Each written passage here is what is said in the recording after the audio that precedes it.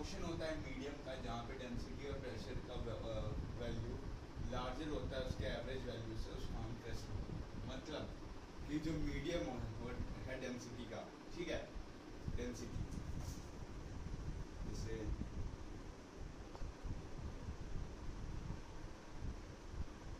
Density है और pressure as value larger, तो इसका वैल्यू थोड़ा लार्ज ऊपर की ओर है, ठीक है। Then its average value is called crest.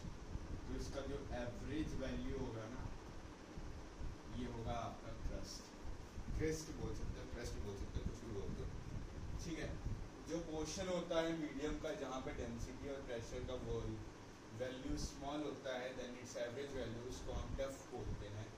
जो मैग्नीट्यूड होता है मैक्सिमम डिस्टर्बेंस का in the medium on other side of the mean position, उसको हम एम्पलीट्यूड बोलते हैं। एम्पलीट्यूड को शॉर्ट में आप ये लिखेंगे।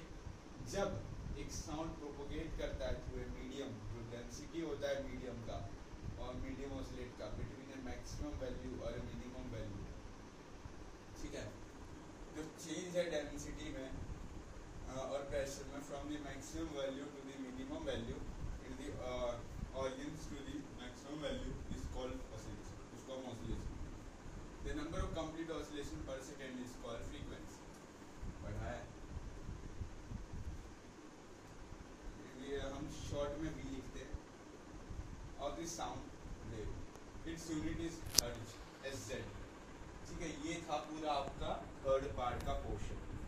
एक बार मैं देखूंगा, ये तो आपका पूरा हो ही गया कंप्लीट। वैसे फोर्थ पार्ट बचा होगा ना, तो I will try to complete fourth part tomorrow.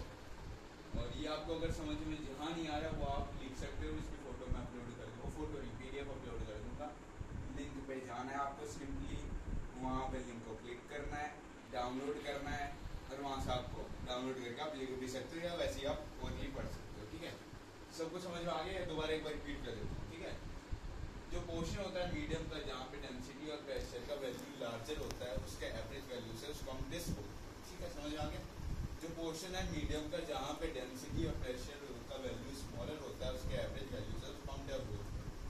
जो मैग्नीट्यूड है मैक्सिमम डिस्टर्बेंस का इन द मीडियम और other side of the mean position, उसको हम एम्पलीट्यूड बोलते हैं। We can write in the short form A।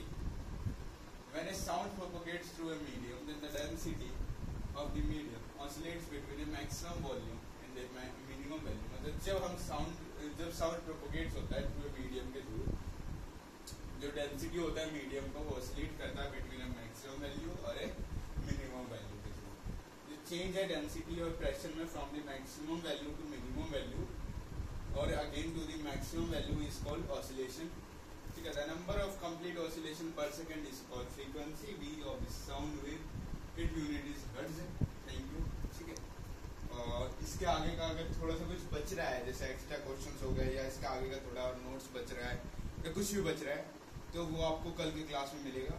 और मैंने आपको पहले ही बता रखा है, थर्ड क्लास थर्ड पार्ट है ये। आपको मैंने फर्स्ट और सेकंड पार्ट में बोल दिया है कि लास्ट सेशन में, मतलब इस चैप्टर का लास्ट क्लास में आपको इसके लिंक में आप जा करके डाउनलोड कर लेना, नोट्स प्लस MCQ वगैरह सब कुछ अपलोडेड होगा। तो आज का वीडियो ये हो रहा है। Thank you.